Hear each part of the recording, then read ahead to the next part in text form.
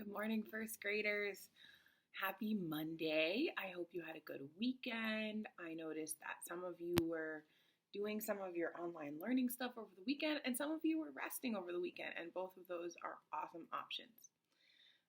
Today, we are going to be moving on from fairy tales and starting to read a different type of book. The type of book I'm going to read to you today is called a biography. Let me hear you say biography. Yep. And a biography is a book that teaches about a person.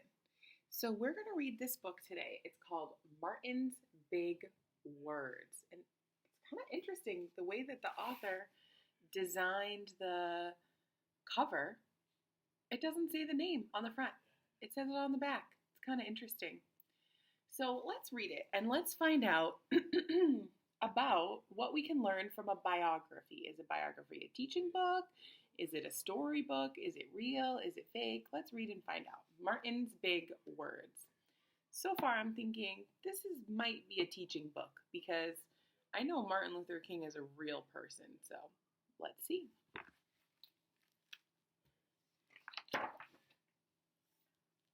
Martin's Big Words, The Life of Dr. Martin Luther King, Jr. Written by Doreen Rappaport, illustrated by Brian Collier.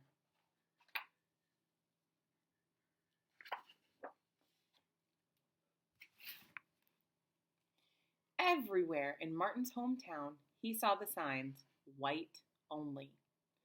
His mother said these signs were in all southern cities and towns in the United States. Every time Martin read the words, he felt bad, until he remembered what his mother told him. You are as good as anyone. Seems like those words are pretty powerful. In church, Martin sang hymns. He read from the Bible and he listened to his father preach. These words made him feel good. When I grow up, I'm going to get big words too. Wow, again, I'm noticing that. The words are really making him feel good. And it's cool how the author made the part where someone is talking look really different. You might try that in your book. Martin grew up. He became a minister like his father, and he used the big words he had heard as a child from his parents and from the Bible. Everyone can be great. He studied the teachings of Mahatma Gandhi, and he learned how the Indian nation won freedom without ever firing a single gun. Martin said love when others said hate. Hate cannot drive out hate. Only love can do that.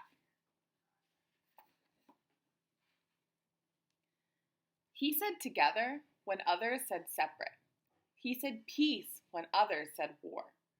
Sooner or later, all the people of the world will have to discover a way to live together. So Martin's really deciding to use his words for good. In 1955, on a cold December day in Montgomery, Alabama, Rosa Parks was coming home from work. A white man told her to get up from her seat on a bus so he could sit. She said no and was arrested. Montgomery's black citizens learned of her arrest. It made them angry, and they decided not to ride the buses until they could sit anywhere they wanted. Wow, that's a way to use your words. For 381 days, they walked to work and to school and to church. They walked in the rain, in the cold, and in the blistering heat. Martin walked with them and talked with them and sang with them and prayed with them, until the white city leaders had to agree that they could sit anywhere they wanted on the bus. When the history books are written, someone will say that there lived black people who had the courage to stand up for their rights. In the next 10 years, black Americans all over the South protested for equal rights. Martin walked with them and talked with them and sang with them and prayed with them. White ministers told them to stop. Mayors and governors and police chiefs and judges ordered them to stop. But they kept on marching. Wait! For years I have heard the word wait. We have waited more than 340 years for our rights. They They do not want to wait any longer. They were jailed, beaten, and hurt. They kept on marching. Some African Americans wanted to fight back with their fists. Martin convinced them not to by reminding them of the power of love. Love is the key to the problems of the world.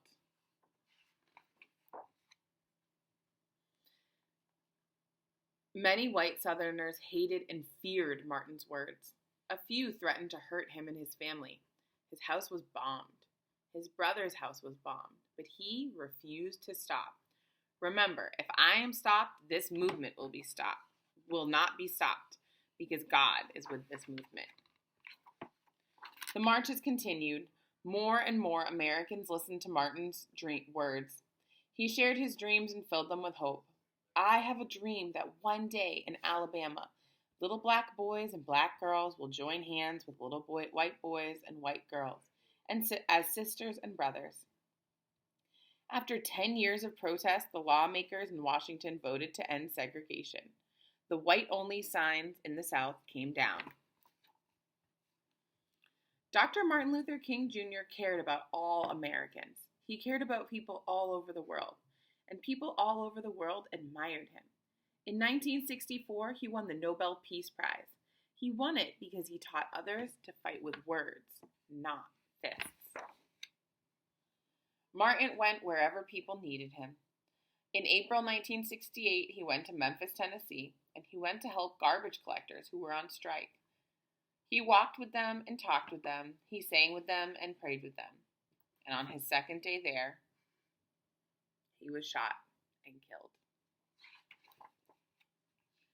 His big words are still alive for us today.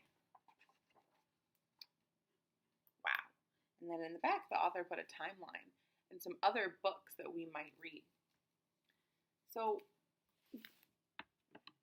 after reading this book, I'm pretty sure that this is a teaching book. This book was teaching us about Martin's big words. It was teaching us about how he used his words to change the world and to work with other people to make the world a better place. That's pretty amazing how he used his words to make it so that things were more fair for everyone. He used his words to say when he disagreed, to say when he thought something was wrong. That's pretty powerful. How can you use your words today? What are you going to do? You can write about it in your journal, and I'll see you tomorrow.